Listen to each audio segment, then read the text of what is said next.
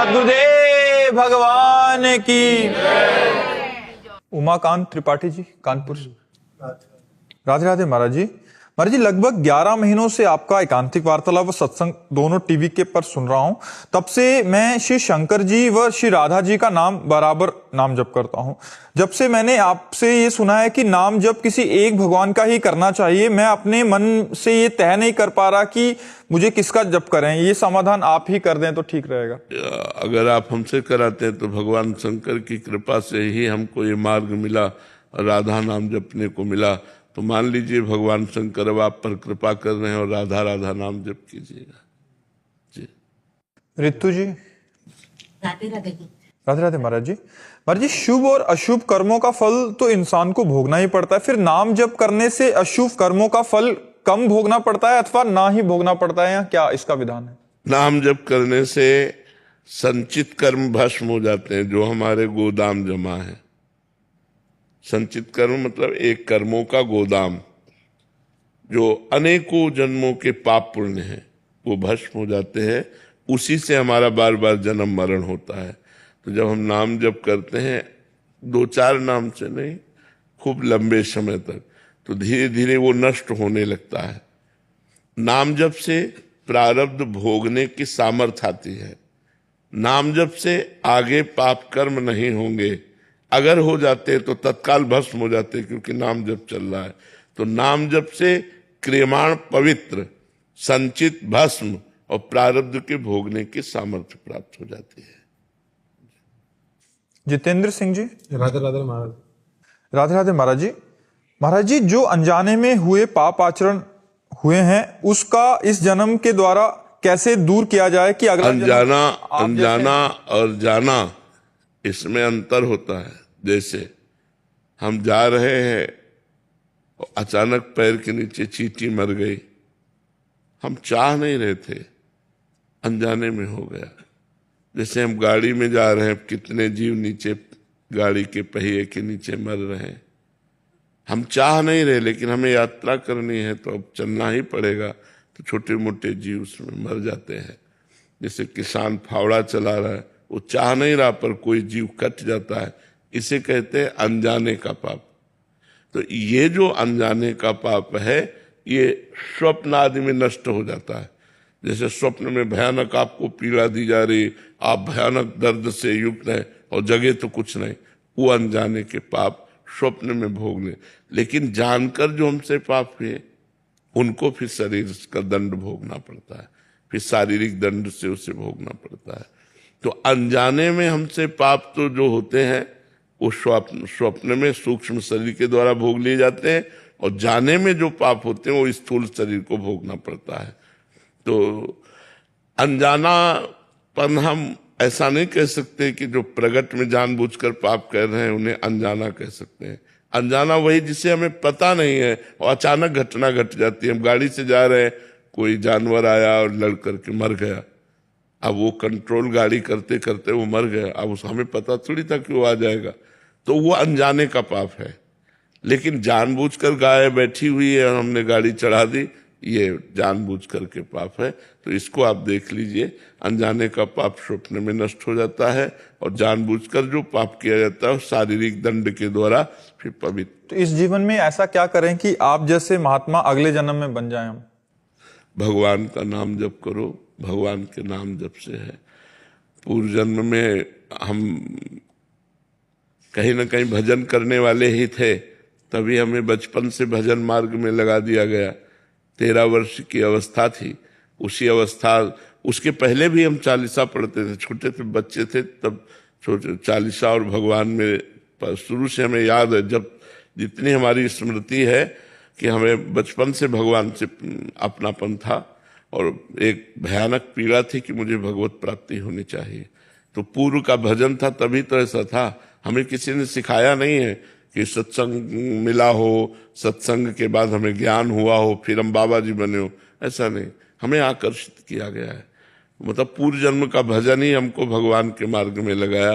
तो अगर हम इस जन्म में भजन करें तो इसी जन्म में भगवत प्राप्ति हो जाएगी, अगर नहीं हुई तो अगले जन्म में फिर ऐसा अवसर मिल सकता है। ऐसा समझ सकता है, पर भजन करना पड़ेगा, भजन से ही ऐसा हो सकता है, भजन के बिना ऐसा नहीं। डॉक्टर अपेक्षा जी। राधे राधे। राधे राधे महाराज जी।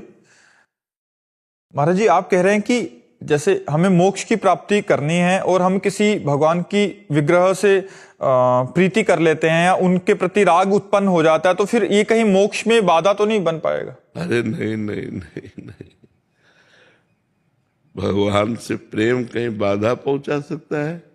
अरे मोक्ष प्राप्त ही भगवान की कृपा से होता है, बिना भगवान से प्रेम किए मोक्ष प्राप्त हो ही नहीं सकता है। वही भगवान गुरुदेव हैं। देखो, मोक्ष मूलम गुरु कृपा, ध्यान मूलम गुरु मूर्ति, पूजा मूलम गुरु पदम, मंत्र मूलम गुरु वाक्यम, मोक्ष मूलम गुरु कृपा। हरि कृपा ही तो मोक्ष प्रदान करती है। तो भगवान से प्रेम, भगवान के विग्रह से, नाम से प्रेम, धाम से प्रेम, यही तो मोक्ष प्रदान करता है। या शुद्ध ब्रह्म ज्ञान हो जाए तो मोक्ष प्राप्त हो, या हरि की कृपा से मोक्ष प्राप्त हो। अगर मोक्ष की अभिलाषा रखकर भगवान का भजन किया जाए तो भगवान मोक्ष प्रदान कर देते हैं। लेकिन जहां भगवान का भजन शुद्ध रूप से होता है तो प्रेम की अभिलाषा जग जाती है, मोक्ष की चाह मिट जाती है और लगता है ऐसे सुंदर भगवान से प्रेम करें, ऐसे कृपालु भगवान से प्रेम करें। तो फिर हृदय प्रेम की तरफ जब बढ़ता है तो फिर मोक्ष मार्ग बंद हो जाता है और वो भगवान के दिव्य धाम में जाकर भगवान के साथ रहता है, भगवान की दिव्य लीलाओं में सम्मिलित हो जाता है। प्रांजल पांडे जी। राधे राधे महाराज जी। महाराज जी, मैं एक विद्यार्थी हूं, तो मुझे क्या सरस्वती जी का नाम जप करना चाहिए, गायत्री जी का, हनुमान जी का या शिव जी का? क्योंकि उनके नाम में मुझे ज्यादा प्रीति है। किसका है? यज्ञोपवीत हो गया है? आप तो गायत्री अनुष्ठान करो, प्रातः काल अर्घ देते हो सूर्य को? कभी कभी नहीं, नई अवस्था है, प्रातः काल उठो, स्नान करो, आधा घंटे व्यायाम करो, इसके बाद भगवान सूर्य को अर्घ देते हुए गायत्री अनुष्ठान करो, गायत्री मंत्र जप करो। मान लो ना त्रिकाल संध्या सही तो 2 काल की संध्या तो कर ही लो, प्रातः काल और शाम की, फिर देखो ज्ञान प्रकट होता है कि नहीं। नहीं, हाँ, गायत्री जप करो और बीच बीच में नाम जप करो। गायत्री जप पवित्र अवस्था में होता है, स्नान आदि करके, और शेष समय भगवान का नाम जप करो जो नाम प्रिय हो। स्वामी करुणानंद जी, रामकृष्ण मठ प्रयागराज। महाराज जी प्रणाम। महाराज जी, मैं रामकृष्ण मठ प्रयागराज से हूं। रामकृष्ण मिशन में सेवा कार्य साधना का एक अंग है। महाराज जी, इस सेवा कार्य के बीच अनवरत भगवत चिंतन बना रहे, इसके लिए हमें क्या प्रयास करना चाहिए? पहला तो लक्ष्य बनना चाहिए कि मुझे इसी जन्म में भगवत साक्षात्कार करना है। जब लक्ष्य बन जाता है तो उसमें दृढ़ता होती है। दूसरा, हमारा आहार पवित्र होना चाहिए। तीसरा, हमारा विचार पवित्र होना चाहिए। चौथा, निरंतर नाम जप चलना चाहिए। पांचवा, किसी महापुरुष की वाणी का नित्य स्वाध्याय होना चाहिए। श्री रामकृष्ण परमहंस जी हैं या विवेकानंद जी हैं, इन्हीं की वाणी का नित्य स्वाध्याय होना चाहिए।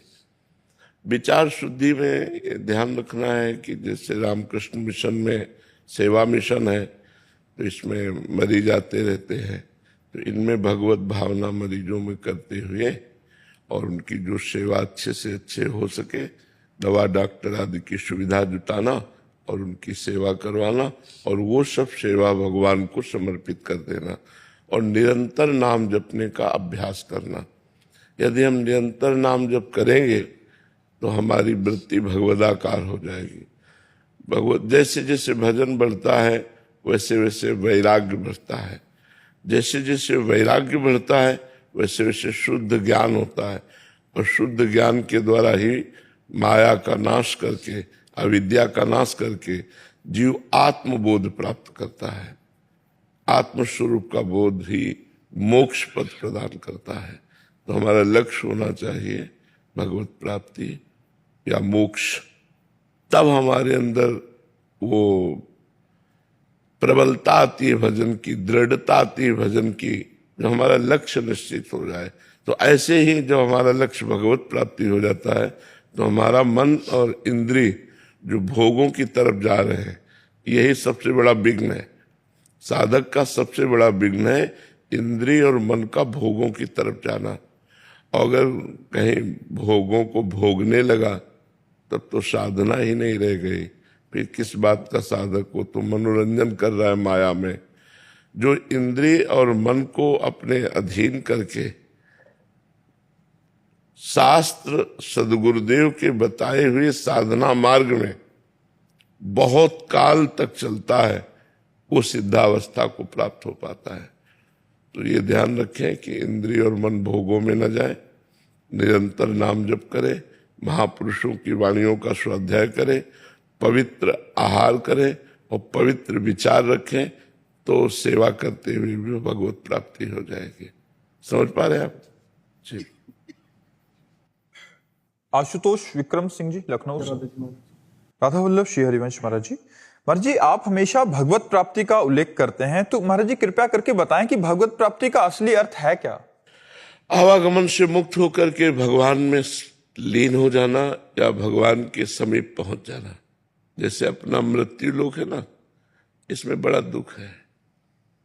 ये जन्म मरण, लाभ हानि, सुख दुख, इसमें दुख ही दुख है। जो सुख भी है वो भी दुख रूप है। भगवान का धाम है, जैसे वृंदावन चिदानंद धाम, वैकुंठ धाम, साकेतपुरी धाम, कैलाश धाम, इनमें मरना नहीं है, इनमें बुढ़ापा नहीं है, इनमें रोग नहीं है, इनमें सुख ही सुख है, परम आनंद है। तो हम भजन करके ऐसे लोक में पहुंचे, ऐसे धाम में पहुंचे जहां ऐसा नाशवान शरीर न मिले, अविनाशी शरीर मिले और दिव्य भगवान के नाम रूप लीला गुण का आनंद लेते हुए वहां जीवन हम अनंत काल तक व्यतीत करें। एक तो ये है साकार उपासना, और निराकार उपासना में भगवान में समा जाना, लीन हो जाना, मोक्ष हो जाना, अपना अस्तित्व मिट जाना, ये होता है। तो ये जरूरी है। अगर नहीं करते तो फिर बहुत कीट पतंगा, पशु पक्षी, 84 लाख योनियां हैं, इन योनियों में हमें जाना पड़ेगा। आज हमें कोई परेशानी तो हम डॉक्टर को दिखा सकते हैं, लेकिन पशु पक्षी योनियों में हम डॉक्टर को तो नहीं दिखा सकते। अच्छा, मरना निश्चित है, पता नहीं जवानी में मर जाए, और मर गए तो मनुष्य जीवन में कर क्या पाए। अगर नाम जप नहीं किया, अच्छे कर्म नहीं किए, तो फिर हमें 84 लाख योनियों में भटकना पड़ेगा। इसलिए हम सबसे प्रार्थना करते हैं, क्योंकि सब कोई भगवत प्राप्ति नहीं कर सकता। अधिकार है, कर सकता है, पर रुचि नहीं है। भोगों में इतनी रुचि हो गई है कि अगर भगवान भी चाहे तो वो उसको भोग दे दे, वो याचना करेगा। वो भगवान से नहीं मांगेगा कि आप मिल जाओ या मेरा मोक्ष हो जाए। ऐसे बहुत कम लोग होते हैं जो भगवान के मार्ग में चलकर भगवान को प्राप्त करना चाहते हैं। देखो कितने लोग एकांतिक में आए हो, आप विचार कीजिए। बहुत कम लोग होते हैं जो अच्छे मार्ग का अनुसरण करते हैं, और गंदे मार्ग का अनुसरण करने वाले लाखों लोग हैं। शराब की पार्टी हो, फिर देख लो आप कितने लोग एकत्रित होते हैं।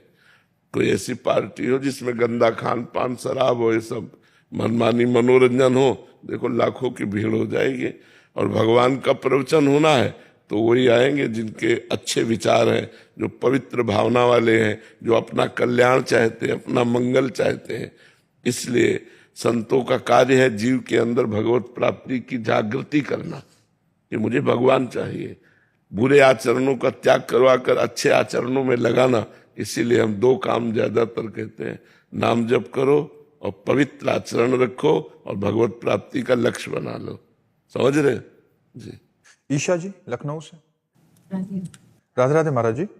महाराज जी, व्यतिरेक पद्धति के अनुसार ब्रह्म सत्यम जगन मिथ्या, तो फिर जगत में रहते हुए लोक व्यवहार सीख के अनुसार आचरण करना सीखना क्यों आवश्यक है? क्योंकि हमें एक नाटक मिला है ना। नाटक भी तो मिथ्या होता है। जो नाटक होता है, मान लो जैसे फिल्म है कोई या कोई नाटक होता है, तो वो भी तो झूठा होता है, लेकिन उसमें रोल परफेक्ट किया जाता है कि नहीं किया जाता। परफेक्ट रोल नहीं होगा तो निकाल दिए जाओगे। तो इस जगत नाटक में तुम्हें एक परफेक्ट रोल करना है। बट हम तो इसी को असली मान के ही चल रहे हैं। इसीलिए तो दुर्गति हो जाती है, इसीलिए दुर्गति हो जाती है। इसके डायरेक्टर हैं भगवान। आपको रोल दिया है, किसी को पत्नी का रोल दिया, बहन का रोल दिया, माँ का रोल दिया, बहुत से रोल दिए हैं। तो जो जो जहां जैसा हमें रोल मिला है, स्वांग मिला है, वैसा हम परफेक्ट करें तो हमें डायरेक्टर की प्रसन्नता प्राप्त हो जाएगी और वो हमको इस रोल से बाहर कर देगा, अपने साथ रख लेगा, अपनी दिव्य लीला में ले जाएगा, दिव्य आनंद में ले जाएगा। तो हमको यहाँ रोल करना ही पड़ेगा। झूठा है पर हमको रोल करना पड़ेगा। जो स्वांग मिला है, जो नाटक मिला है, पति का नाटक, भाई का नाटक, गुरु का नाटक, शिष्य का नाटक, जो नाटक मिला है उसमें परफेक्ट आप रोल अदा कीजिए तो भगवान प्रसन्न हो जाएंगे। जगत नाटक वैभव, गोपाल शास्त्र नाम में एक भगवान का नाम आता है, जगन नाटक वैभव। ये जगत रूपी नाटक का वैभव वो स्वयं प्रकाशित किए हुए हैं। तो तुम्हें जो नाटक मिला है, जो रोल मिला है, वैसा कीजिए। उसको अगर ठीक से निभा ले गए तो बढ़िया, अगर गलत कर गए तो फिर नरक आदि की प्राप्ति होगी। वीना पंडित जी पुणे से। राधे राधे। राधे राधे महाराज जी। महाराज जी, घर में के मंदिर में विराजमान देवी देवताओं की पूजा अर्चना करने और उन्हीं देवी देवताओं के तीर्थ स्थलों पर जाकर पूजा अर्चना करने में क्या अंतर है? भावना का अंतर है। घर की देवी जब विराजमान है तो उतनी भावना नहीं बनती जितना हम कष्ट सहकर जब वैष्णो देवी जाते हैं तब करना पड़ता है, तब उसमें होता है, कष्ट होता है। आप पहाड़ पे चढ़ करके धक्का मुक्का खा के और नाना प्रकार के श्रम कष्ट सहकर जब गए तो आपकी भावना बनी। वो भावना घर में नहीं बनेगी। जैसे आप ठाकुर जी विराजमान कर लो घर में, तो वही मुरली मनोहर ललित त्रिभंगी ठाकुर जी घर में विराजमान है, वही बिहारी जी विराजमान है। जब आप चल के पैसा लगा करके और यहाँ वृंदावन आए और यहाँ जब दर्शन करेंगे तो आपके भाव कुछ और हो जाएंगे। और दूसरी बात है कि घर में उतनी पवित्रता नहीं है जितनी धाम में पवित्रता है। घर के ठाकुर तुम्हारे भाव के अनुसार है और यहाँ ठाकुर जी साक्षात रूप में विराजमान है। बिहारी जी कोई मूर्तिकार की रचना नहीं, स्वयं प्रकट ठाकुर विराजमान है। तो कई कारण होते हैं जिससे हमको जाना चाहिए और दर्शन करने चाहिए। पहला कारण होता है कि हमारे शरीर के पाप नष्ट होते हैं, क्योंकि हमें कष्ट मिलता है, तप होता है हमारे द्वारा पवित्र। दूसरी, धाम आदि का वातावरण अलग है। आप अपने घर का वातावरण देखिए और हरिद्वार जाइए, वहां का वातावरण देखिए, वृंदावन का वातावरण देखिए, काशी का वातावरण देखिए। जो भगवत धाम है, जो तीर्थ है, वहां का एक भागवतिकता आपको दिखाई देगी, एक दिव्यता दिखाई देगी, हृदय में एक उल्लास होगा। एक एक कदम चलने पर बड़े भीड़ है, धक्का लग रहा है, लेकिन आपके हृदय में आनंद है। और उचक करके एक झांकी हुई तो आपको लगा आज मैंने भगवान के दर्शन कर लिए, आज ठाकुर के दर्शन कर लिए। तो अति उत्तम है अपने घर के ठाकुर के भी दर्शन करे, सेवा करे, लेकिन अवसर मिले तो तीर्थों में भी जाए, उससे महान लाभ प्राप्त होता है। एक एक कदम जो आप तीर्थ के लिए चल रहे हो, ठाकुर के दर्शन के लिए चल रहे हो, वो विशेष लाभदायक, वो विशेष पुण्यप्रद है। उससे आपका पाप नष्ट होगा, आपका मंगल होगा, आपके दुखों का नाश होगा, आपको सुख की प्राप्ति होगी। ऐसा करना चाहिए। नीरा प्रधान जी भुवनेश्वर से। जय जय श्री। महाराज जी, आपके चरणों में कोटि कोटि प्रणाम। महाराज जी, आपके प्रवचन, सत्संग व एकांतिक सुनकर जीवन को एक अर्थ और एक उद्देश्य मिल गया है। आपका बहुत बहुत आभार। महाराज जी, एक बात आपसे जानना चाहती हूँ कि वाणी का मौन ही काफी कठिन लगता है। अगर वो थोड़ा भी कर लूं तो मन का मौन कैसे संभव है? मतलब वाणी से तो चुप है, बट अंदर तो विचार चले जा रहे हैं महाराज जी, उसको रोकने के लिए। पहली अगर ब्रेक हमारी सही लग जाए ना तो दूसरी सही लग जाएगी। वाणी का मौन अगर सही ढंग से हम निर्वाह कर पावे, वाणी का मौन का मतलब एकदम मूक हो जाना नहीं होता है। विचार पूर्वक बोलना भी मौन के अंतर्गत ही आता है। जैसे हम भगवत चर्चा कर रहे हैं, ये मौन से बढ़कर लाभदायक है। बोधयंता परस्परम कथयन्ति च माम नित्यम तुष्यन्ति च रमन्ति च। भगवान के रूप की लीला की भगवान की गुण महिमा की चर्चा हम कर रहे हैं वाणी के द्वारा, तो मौन से भी पवित्र है।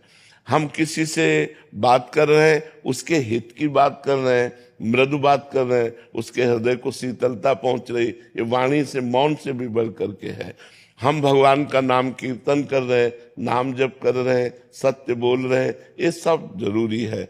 वाणी है तो बोलने के लिए है, तो हमें लगता है बोलना चाहिए, राधा राधा बोलो, भगवान नाम कीर्तन बोलो, भगवत चर्चा करो, अच्छा बोलो, तो इसकी सार्थकता है। अधिकतर मौन रहे और जब बोले तो विचार पूर्वक बोले, और इससे धीरे धीरे क्या होगा कि जो हम बोलते हैं उसका प्रभाव हमारे मन पर पड़ता है।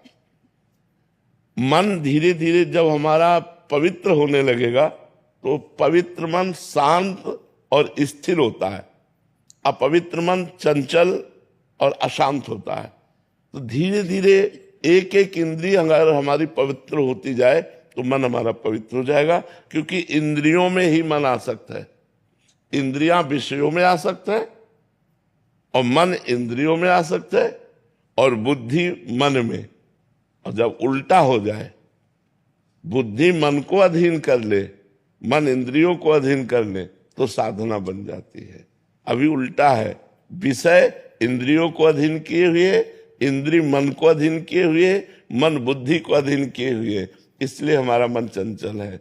धीरे धीरे हम नाम जप करें, भगवान नाम कीर्तन करें और भगवान से प्रार्थना करें। प्रार्थना से बहुत जल्दी लाभ होता है कि हे नाथ, अगर हम मन को रोकना चाहते तो और भागता है, आप कृपा करो, आप ऐसी कृपा कर दो कि आप में मन लग जाए। तो गोस्वामी तुलसीदास जी कह रहे हैं, हरि जो मेरो मन हठ न तजे। मैं तो प्रयास करता हूं, हठीला मन विषयों में भाग जाता है। हौ हार्यो कर जतन विविध विधि, अतिशय प्रबल अजय, तुलसीदास बस होए तबे, जब प्रभु पेरक बरजय, हरि जो मेरो मन हठ न तजे। हे हरि, हमने बहुत प्रयास करके देख लिया, मेरा मन शांत और अचल नहीं हो पा रहा, इसलिए अब आप कृपा करें, इसकी डोरी आपके हाथ में है, आप इसको रोक दें, आप इसकी चंचलता को नष्ट कर दें, ये शांत और स्थिर हो जाए, आप में लग जाए। तो वाणी के मौन से और भगवान की प्रार्थना से, नाम जप, नाम कीर्तन, भगवत लीला कथा श्रवण से हमारा मन धीरे धीरे शांत होने लगता है। अनिल कुमार जैन जी, उज्जैन से। राधा राधा। महाराज जी, शुभ और अशुभ कर्म फल भुगतने की अवधि का निर्धारण पूर्व जन्म में कैसे होता है कि कोई व्यक्ति अपने अच्छे बुरे कर्म कितने समय तक भुगतेगा? इसको केवल विधाता जानते हैं, दूसरा नहीं जानता। सुनो भरत भावी प्रबल, बिलख कहो मुनिनाथ, हानि लाभ जीवन मरण जस अपजस विधिहात। तो जो हमारा प्रारब्ध भोग है वो क्या क्या है, कितने समय में कैसा है, इसे पूरा विधाता जानता है। और ये इतना ही नहीं है, गोदाम भरा हुआ है जिसे संचित कर्म कहते हैं। संचित कर्म से कुछ हिस्सा निकाला जाता है शुभ अशुभ का, जिससे शरीर की रचना होती है, उसे प्रारब्ध कर्म कहते हैं। और जो नया कर्म किया जाता है उसे क्रियमाण कर्म कहते हैं। तो गोदाम तो अभी पूरा भरा ही है। जब तक भजन बल के द्वारा, ज्ञान बल के द्वारा, तप बल के द्वारा उसको नष्ट नहीं कर दोगे, तब तक भोगना पड़ेगा, बार बार जन्म, बार बार मरण। और मनुष्य योनि में ही नहीं, सुअर कुत्ता गधा न जाने किन किन योनियों में हमें जाना पड़ेगा। तो इसीलिए मनुष्य योनि की महत्ता है कि हम इस जन्म में इतना भजन करें कि हमारा संचित भस्म हो जाए और प्रारब्ध को भोग लें और क्रियमाण पवित्र अच्छे आचरण हो और भगवत समर्पित हो, तो हमें इसी जन्म में भगवत प्राप्ति हो जाए, हमारा आवागमन चक्र रुक जाए। लेकिन लोग जहाँ संसार में चकाचौंध माया की देखा तो भगवान को भूल जाते हैं और अपना मनुष्य जन्म पूरा का पूरा इसी माया में व्यतीत कर देते हैं। अब ये हो जाए, अब ऐसा हो जाए, अब ऐसा हो जाए, पूरा जीवन इसी में चला जाता है। महाराज जी, जैसे किसी का उदय 3 महीने का है, कर्म 3 महीने तक उसको परेशान करेगा, किसी का 6 महीने तो ये एक कर्म कौन सा करा हुआ, किस कारण से ये इसकी अवधि की कौन कितना भुगते है? हाँ, उसी अपराध के अनुसार है, ये अपराध के अनुसार है ना। जैसे अपराध बड़ा है, अब जैसे किसी को बुखार आया 3 दिन में ठीक हो गया, अब प्रारब्ध छोटा था निपट गया, तो ये प्रारब्ध भोग होता है। अब बड़ा प्रारब्ध है तो आजीवन भोगना पड़ेगा, छोटा प्रारब्ध है तो थोड़ा सा आया और निपट गया, चला गया। अब इसको तो ना हम जानते हैं और न कोई ज्योतिष आचार्य जानेगा, ये ब्रह्मा जी ही जानते हैं, जिन्होंने रचा है कि इसको कितने दिन, क्या कितने मिनट, कहाँ कैसा भोगना होगा, वो वही जानते हैं। मयंक तिवारी जी। राधा वल्लभ सिंह। श्री हरिवंश महाराज जी। गुरुदेव, सूरदास जी के पद में आता है कि भरोसो दृढ़ इन चरणन केरो।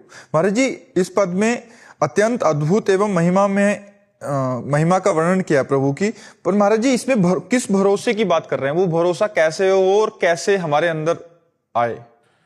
जब आन कोई ठौर नहीं और नहीं, तब भरोसा एक होता है। कहीं हमें ठौर नहीं, कोई हमारा और नहीं। भरोसो दृढ़ इन चरणन केरो, श्री वल्लभ नख चंद्र छटा बिन, सब जग माहे अंधेरो। उसी में उत्तर लिखा हुआ है। श्री वल्लभ माने वल्लभाचार्य जी के लिए वो कह रहे हैं, आचार्य गुरु के लिए कह रहे हैं, और श्री वल्लभ भगवान को भी कहते हैं। राधा वल्लभ, श्री वल्लभ।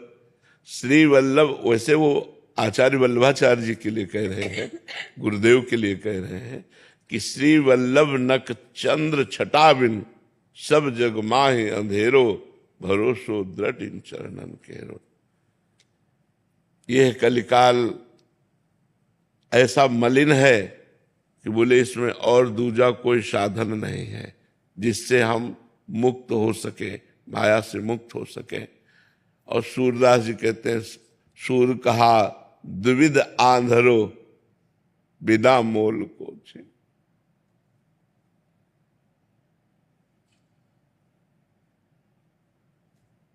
भगवान में बिक जाना, कोई कामना ना होना, भगवान के सिवा हमारा कोई है नहीं, ऐसा इन महापुरुषों ने जो भगवान को प्यार किया वो हम लोग जान ही नहीं सकते, क्योंकि मायाकृत मलिन मन है। और वो निरंतर देखो, शब्द देखो, कह रहे सूरदास द्विविध आंधरो, बाहर से तो अंधा हो और अंदर से भी अंधा हो, मेरे तो और कोई साधन ही नहीं। जिसका भाव बड़ा गंभीर भाव है, सूरदास द्विविध आंधरो, बाहर से आंखें तो पहले से जन्म से ही अंधा हूं और अंदर ज्ञान की आंखें भी नहीं है, दोनों तरह से अंधा हूं। मैं तो बिना मोल का बिका हुआ आपका दास हूं। सूरदास द्विविध आंधरो, बिना मोल को चेरो, भरोसो दृढ़ इन चरणन केरो। हमारे कोई और साधन नहीं, केवल आपके चरणों का भरोसा, हमारा कोई और नहीं प्रभु, केवल आपके सिवा और कोई नहीं। जब ये भाव होता है तो दृढ़ भरोसा भगवान, बस यही साधना का फल है, भगवान में दृढ़ भरोसा हो जाना। जैसे हमारे यहाँ हरिराम व्यास जी कह रहे हैं, काहू के बल भजन को, काहू के आचार, व्यास भरोसे कुंवर के। श्री जी के भरोसे, व्यास भरोसे कुंवर के, सोवत पांव पसार। अब हम तो लाडली के भरोसे होकर निश्चिंत हो रहे हैं। किसी को भजन का बल है, किसी को पवित्र जितेंद्रियता का, पवित्रता का बल है, हमें तो श्री लाडली जी के गोरे चरणारविंद का बल है। ये भक्ति की चरम अवस्था है।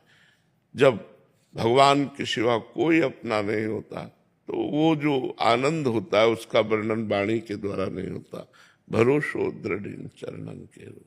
जैसे गोस्वामी तुलसीदास जी कह रहे हैं, एक भरोसो एक बल, एक आस विश्वास, एक राम घनश्याम हित।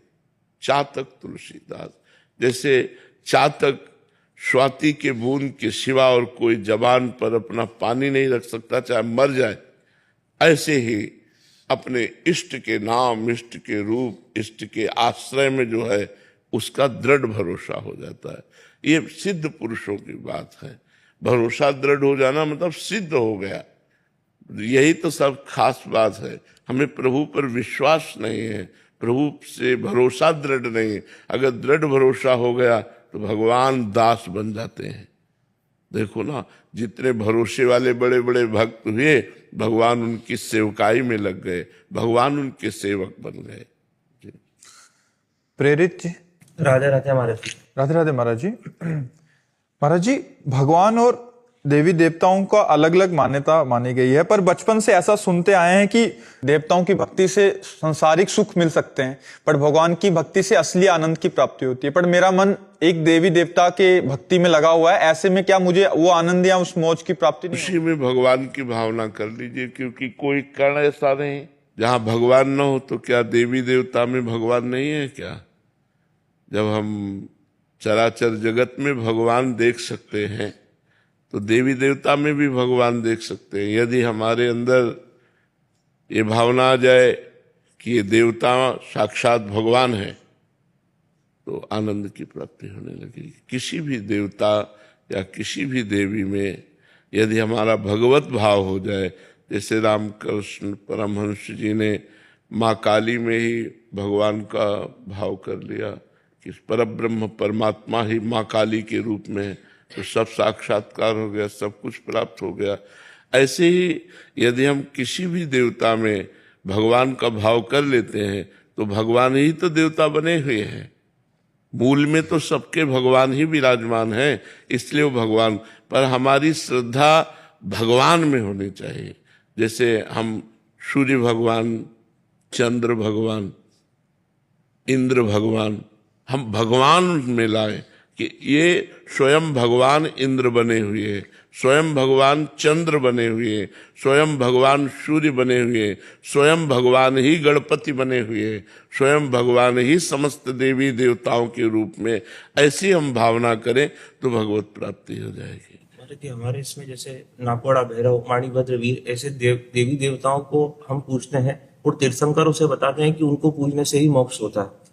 उन्हें भी भगवान की भावना के बिना, तो फिर अगर देवी देवताओं को भगवान की भावना के बिना पूजोगे तो मोक्ष नहीं प्रदान कर सकते। मोक्ष प्रदान करने का अधिकार या परमानंद प्रदान करने का अधिकार सिर्फ भगवान श्री हरि और भगवान शंकर को है, दूसरे को नहीं है।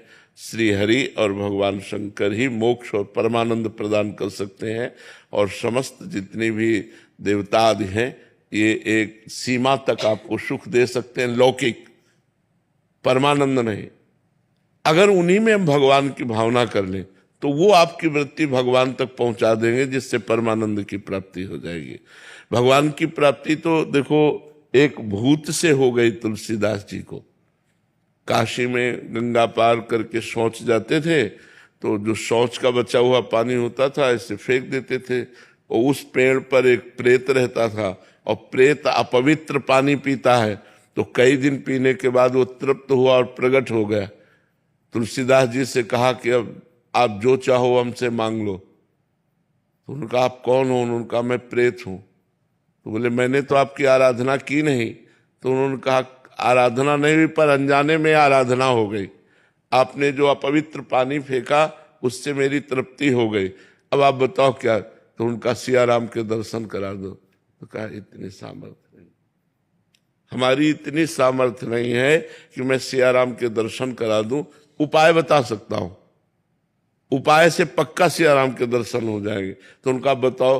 तो बोले तुलसी घाट में जब रामचरित्र का गायन किया जाता है, भगवान की कथा होती है, तो उस समय महावीर परम महाभागवत बजरंगबली हनुमान जी महाराज आते हैं। उनके चरण पकड़ लो, वो सियाराम जी के दर्शन करा देंगे। तो उनका हम पहचानेंगे कैसे? बोले सबसे पहले आते हैं और सबसे बाद के जाते हैं, और मलिन वस्त्र होता है, वृद्ध स्वरूप होता है। तुलसीदास जी उस दिन गए तो जे ही कथा सुनी तो सबसे पहले आकर हनुमान जी महाराज बैठ गए, मलिन कपड़ा पहने ऐसे वृद्ध रूप में। तुलसीदास जी दृष्टि रखते रहे, और जब सब चले गए तो हम प्रणाम करके वो चले, जो ही चले सो पीछे लगे तो भागे हो। तो तुलसी घाट से लेकर संकट मोचन जो काशी के हैं वहां तक हनुमान जी भागे, तुलसीदास जी जाके चरण पकड़ लिए। उनका क्या चाहते हो? तो उनका प्रभु इतने दिन हो गए भजन करते हुए, मैं अपने प्रभु को देखना चाहता हूँ, कैसे हैं मेरे सिया राम जी। तो उनका यहाँ काशी में नहीं, चित्रकूट में चलो। तो फिर हनुमान जी की कृपा से श्री लक्ष्मण जी और श्री राम जी का साक्षात्कार चित्रकूट में श्री तुलसीदास जी को हुआ, पर मूल प्रेरक प्रेत हुआ। तो अगर हम श्रद्धा और भावना भगवान की करें, तो जब प्रेत भगवत साक्षात्कार करा सकता है, कारण तो बनाना, तो ऐसे कोई भी देवी देवता हो, वो हमें तत्काल भगवान से जोड़ करके हमारा काम बना देगा। तो हम ईमानदारी से, संपूर्ण भावना से, भगवत भावना से यदि सेवा करें, तो कहीं भी सेवा करें वो भगवान को ही पहुंचती है, क्योंकि मूल में सबके भगवान विराजमान है। जी। जगन्नाथ अरोड़ा जी हरियाणा से। मेरे समाज की शुरू की जय। महाराज जी आपके चरणों में कोटि कोटि प्रणाम। महाराज जी परमार्थ, पुरुषार्थ व प्रतीक्षा तीनों का संतुलन कैसे बनाएं ताकि अपने साधक जीवन व सांसारिक कर्तव्यों का अच्छे से पालन कर पाएं और तीनों को करते हुए प्रमाद ना आए। प्रतीक्षा का तात्पर्य क्या आप ले रहे? गुरुदेव जब परमार्थ की ओर लगते हैं तो लगता है कि महाराज जी आप कह रहे हैं कि जब परमार्थ की ओर देखते हैं तो फिर ऐसा लगता है कि अभी व्यवहारिक कार्य कुछ देर प्रतीक्षा कर लेते हैं ताकि फिर एकदम परमार्थ में हो, तो इसका संतुलन कैसे बनाया जा सकता है महाराज? नहीं, पूरे जीवन मन इसी तरह अटकाए रहता है कि ये काम हो जाए फिर हम भजन कर लेंगे, ये हो जाए फिर हम भजन कर लेंगे। ऐसा नहीं, पहले भजन करो फिर काम होगा। हम काम करते हुए भजन करें। जो हमारा सांसारिक कार्य है उसमें हम भजन को पीछे नहीं टालते हैं। क्यों? क्योंकि कल हम जिएंगे कि नहीं हमें भरोसा नहीं है। हमारी आयु कितनी मुझे पता नहीं है। मुझे हर श्वास भगवान का स्मरण करते रहना है। प्रतिपल परमार्थ में हमें स्थित रहना है। परमार्थ ही पुरुषार्थ है। अगर परमार्थ नहीं तो और पुरुषार्थ किस काम का? परमार्थ ही पुरुषार्थ है, और परमार्थ पुरुषार्थ करते हुए भगवान के दर्शन की प्रतीक्षा, न कि किसी काम पूरी होने की प्रतीक्षा। नहीं, किसी काम पूरी होने, सब काम ठीक है, जैसे प्रभु रख रहे हैं वैसे बहुत बढ़िया रख रहे हैं। मनुष्य जीवन इन लाभों के लिए नहीं मिला। ये कोई लाभ है?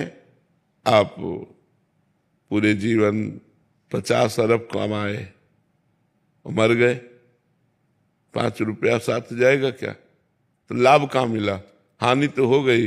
इतना बढ़िया मनुष्य जीवन और ले जाने लायक कुछ कमाया ही नहीं।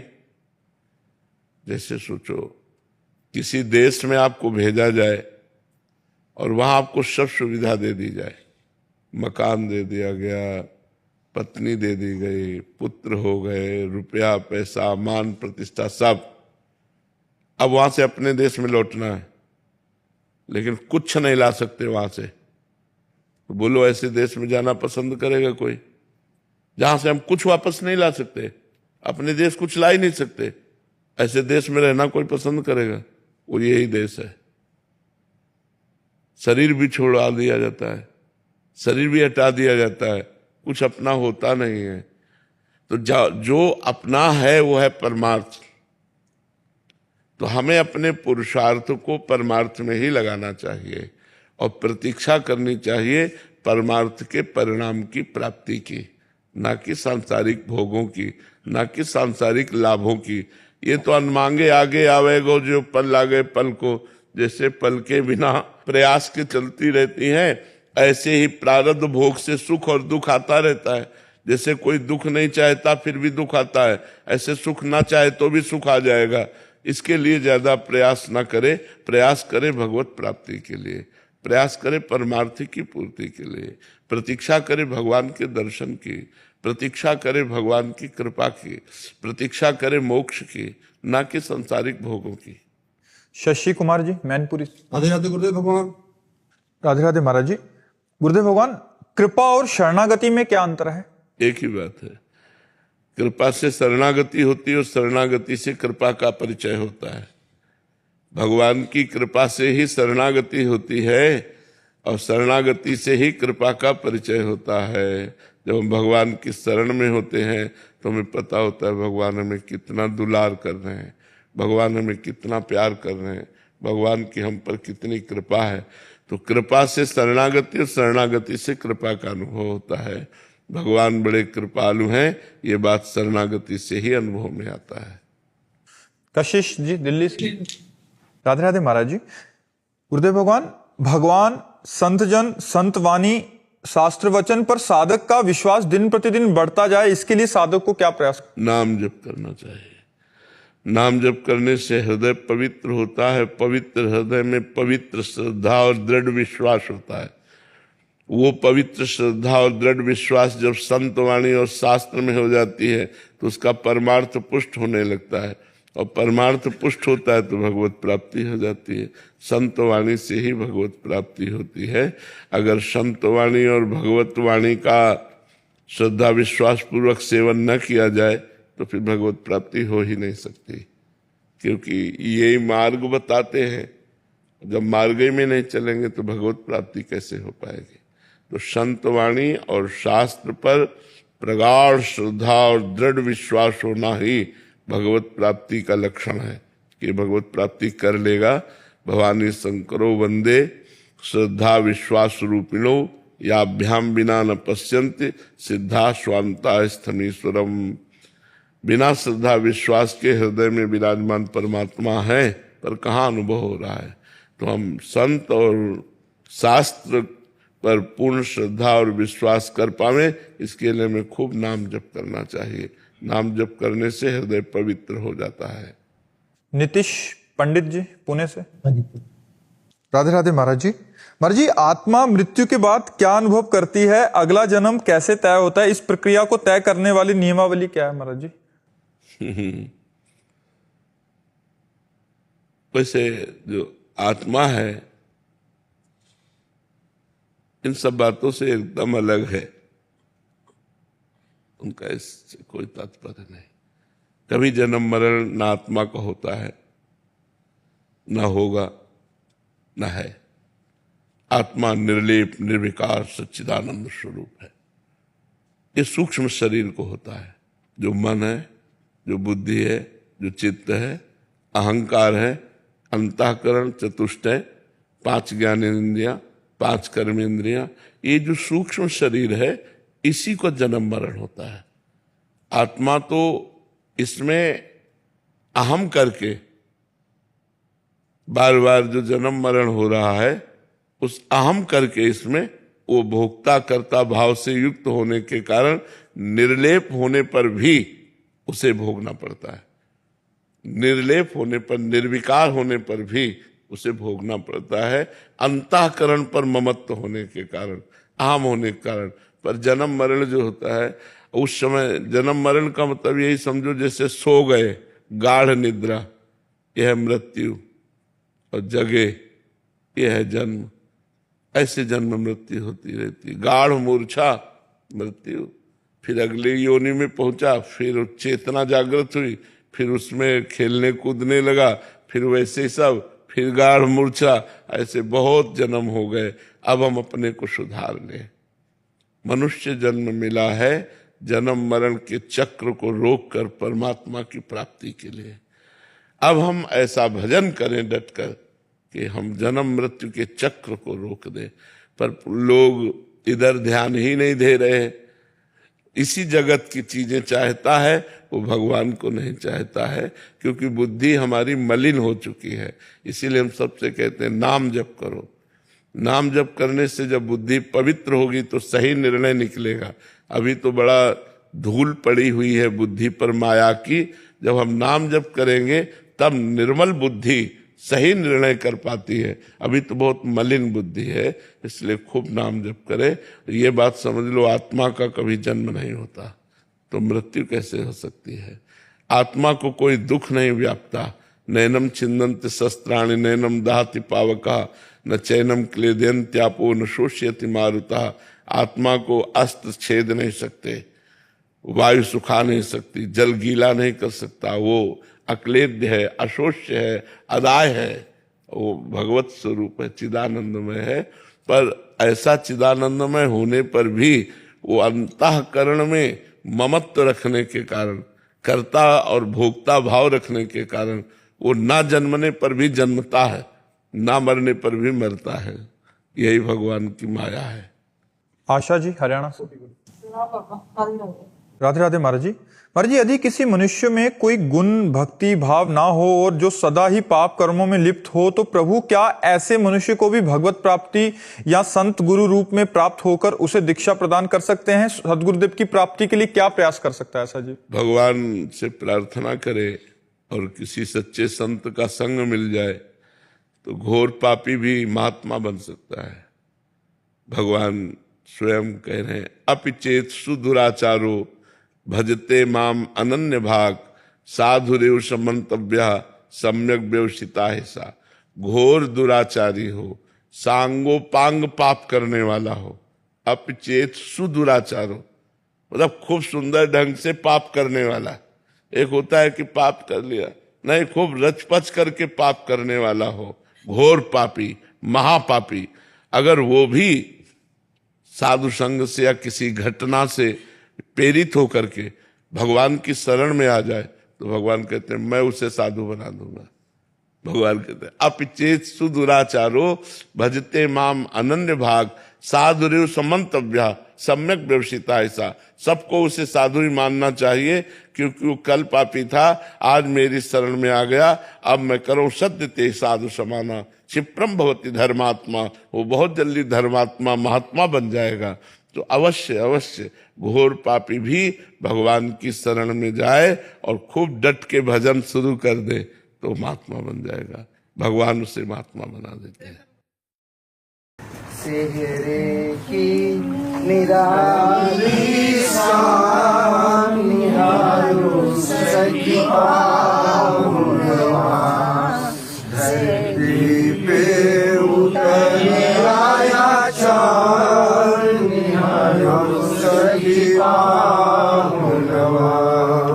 माथे मंजुल मोर खोर केसर की भाग सुहाए, कमल नयन काए गजराए, चितवन चित चुराए, मकराकृत कुंडल का निहारो सखी पाहुनवा। मानो धरती पे उतर आया चाँद निहारो सखी पाहुनवा। बिना बुलाए संग गुरु के जनकपुरी में आए, ना जाने कब नैनन के मग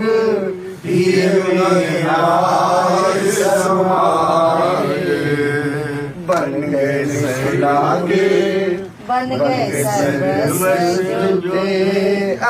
अनुजान निहारो सखी पाहुनवा। धरती पे उतर आया चाँद निहारो सखी पाहुनवा। सोहे पीतांबर जनुघन दामी विराजे,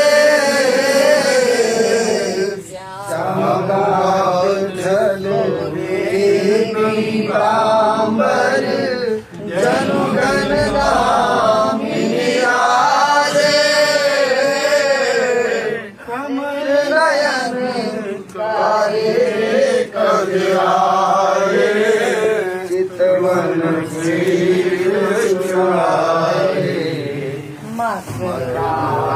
मिटा के दुल्हनवा मेहमान निहारो सखी पाहुनवा। मानो धरती पे उतर आया चाँद निहारो सखी पाहुनवा।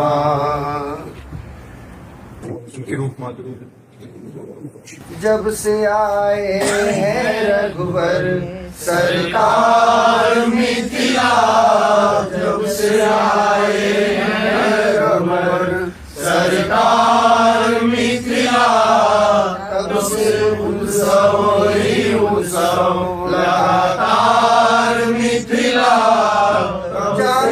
जब क्या जरूरत पड़ जाएगी उन्हें, जब क्या जरूरत पड़ जाएगी उन्हें, खुला रहता है हरदम बाजार मिथिला, खुला रहता है हरदम बाजार मिथिला। किस चीज की भी होगी जरूरत इन्हें, किसी चीज की भी होगी जरूरत इन्हें, पूरा करने को हरदम तैयार मिथिला, पूरा करने को हरदम तैयार मिथिला। सरकार मिथिला, चाहे और कुछ भी लेवे अथवा देवे नहीं, चाहे और कुछ लेवे अथवा देवे नहीं, शांति पाने को हरदम तैयार मिथिला, शांति पाने को हरदम तैयार मिथिला। आए हैं रघुवर सरकार मिथिला। वैसे मिथिला में पहुना जी को सब कुछ पसंद है, वैसे मिथिला में पहुना जी को सब कुछ पसंद है, लेकिन सबसे पसंद गाड़ी की बौछार मिथिला, लेकिन सबसे पसंद गाड़ी की बौछार मिथिला। से आए हैं रघुवर सरकार मिथिला। याते मिथिला निवासी भी सुनाते हैं वही, याते मिथिला निवासी भी सुनाते हैं वही, जाते दुल्हा जी पूछले बारंबार मिथिला, जाते दुल्हा जी पूछले बारंबार मिथिला। जब से आए हैं रघुवर सरकार मिथिला, तब से उत्सव ही उत्सव लगातार मिथिला।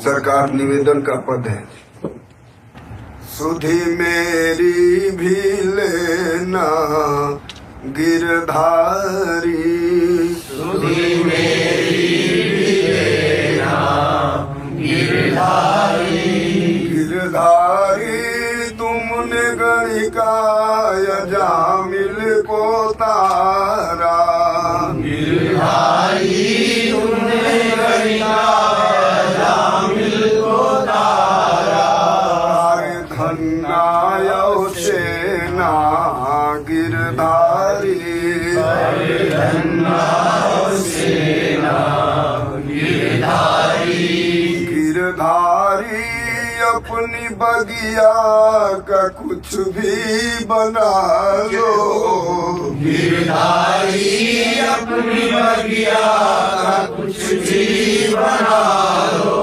चाहे तोता या मैना गिरधारी, चाहे तोता या मैना गिरधारी, सुधि मेरी भी लेना गिरधारी, सुधि मेरी भी लेना गिरधारी, गिरधारी हम नारायण गुण गायक, गिरधारी हम नारायण गुण गायक, नहीं तुझ बीनु चैना गिरधारी,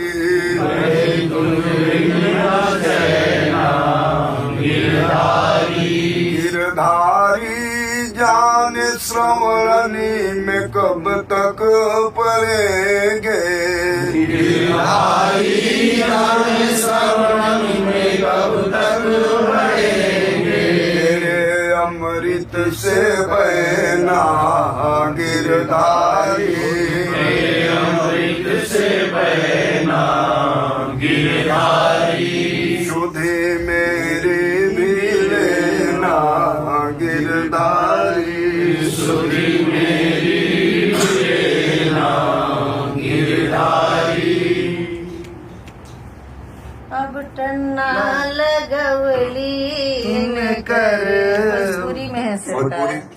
सरकार। सब भांति मनोहर पियस्य का लगता बड़े नाजों से पाला है, कुछ कसर अगर तो बस इतनी कि दुल्हा थोड़ा सा काला है। अब टन्ना लगवली करो दरिया और चले नाम हसवली रही बुहरिया कौशल के नाम हसवली। अब तन बिना दुल्हा बाबू रही गई ले करिया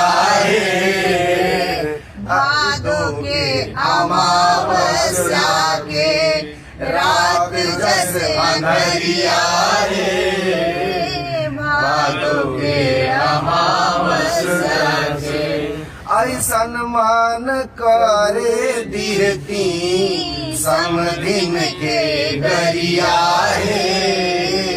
ऐसन मान करे दिहती समदिन के गरिया लहंगा उतारी उनकर पारी देती फरिया लहंगा उतारी उनकर पारी देती फरिया देहती पहिराए उनके छोटी घघरिया देहती पहिराए उनके छोटी सी घघरिया अंगना में नचैती उनके बना के बंदरिया अंगना में नचैती उनके बना के बंदरिया मिथिला के उबटन बाटे बड़ा चमत्कारिया मिथिला के उबटन बाटे बड़ा चमत्कारिया क्षण भर में हरियर हुई है दशरथ जी के हरिया क्षण भर में हरियर हुई है दशरथ जी के हरिया गोरी सियाजू हई जनक के दुलरिया गोरी सियाजू हई जनक के दुलरिया दुल्हा के गौर बनई है बैठते कगरिया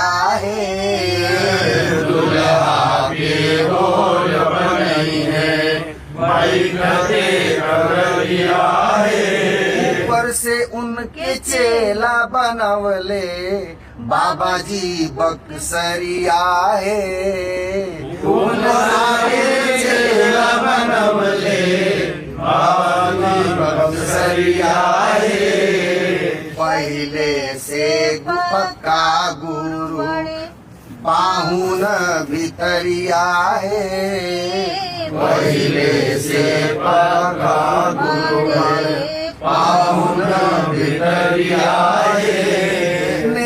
निधि नारायण सुन सुन के मस्करिया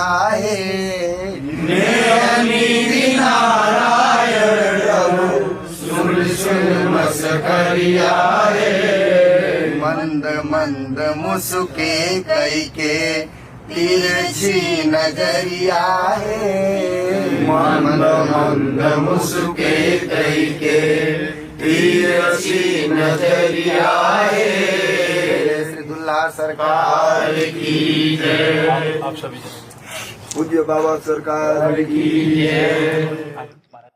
नीति पांडे जी वाराणसी से। राधे राधे महाराज जी। महाराज जी, जैसे भक्त भगवान को पुकारता है, क्या भगवान भी कभी भक्त को पुकारते हैं?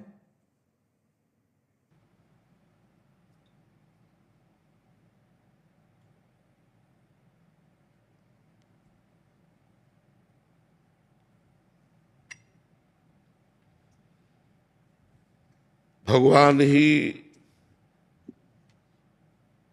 भक्ति की पुकार बनते हैं।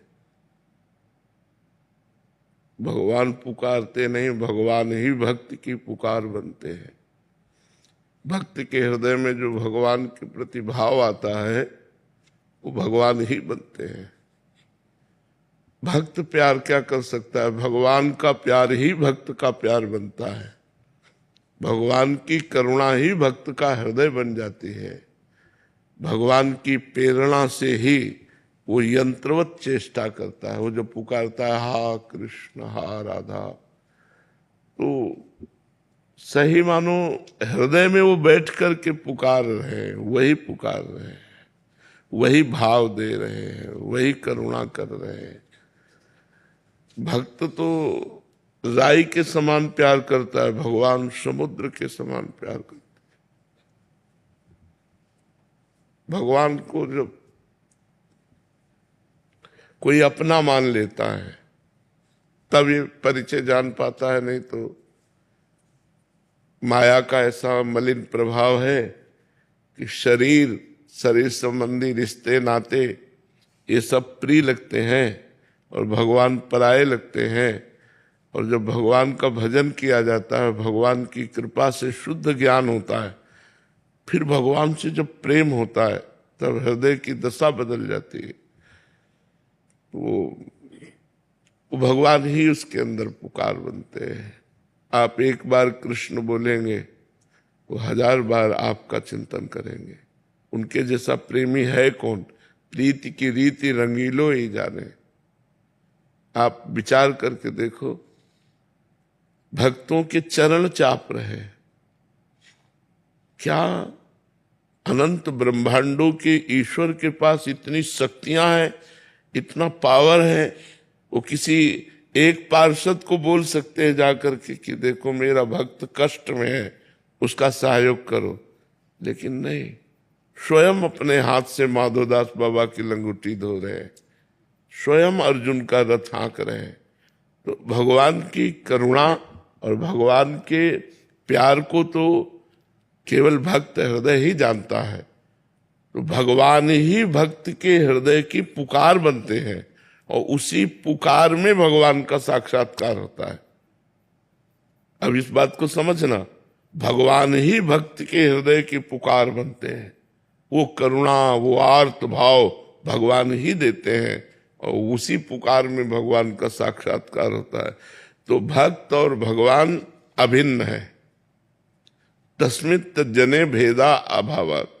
भगवान और भक्त के बीच में भेद नहीं रहता। अगर बोल रहा है राधा, तो श्री जी उसके हृदय में ही बैठे उसे प्यार कर रहे हैं, उसके हृदय में ही बैठे उसे दुलार कर रहे हैं। बाहर भीतर चारों तरफ वो अपने भगवान का सानिध्य अनुभव करता है। कोई प्रेम करके तो देखे, पर हमारा प्रेम बिखर गया है, संसार में बिखर गया, भोगों में बिखर गया, व्यक्तियों में बिखर गया, शरीरों में बिखर गया। अगर यही प्रेम समेट कर भगवान में हो जाए, मेरे तो गिरधर गोपाल दूसरों न कोई, तो अभी समझ में आवे कि भक्ति की पुकार ही नहीं रह जाती, भगवान ही उसकी पुकार बन जाते हैं। भक्त तो भगवान में लीन हो रहा है, तन्मय हो रहा है। अब भगवान जैसा उससे नचा रहे हैं वैसा वो नाच रहा है। वो पुकारवा रहे हैं तो पुकार रहा है, रुला रहे हैं तो रो रहा है, हंसा रहे तो हंस रहा है, खिला रहे तो खा रहा है, बुला रहे तो बोल रहा है, चला रहे तो चल रहा है। वो स्वयं में कुछ नहीं होता, स्वयं तो भगवान में लीन हो गया, भगवान में तन्मय हो गया। अब इस स्थिति को वही समझ सकता है जिसकी स्थिति है, अन्यथा केवल बातों से ये अनुभव में नहीं आ सकती, इस समझ में नहीं आ सकती। तो भगवान ही भक्ति की पुकार बनते हैं और भगवान ही उसको संपूर्ण रूप से चलाते हैं। भक्त का अहम तो भगवान में लीन हो जाता है, इसलिए भक्त केवल कहने मात्र को रहता है, वहां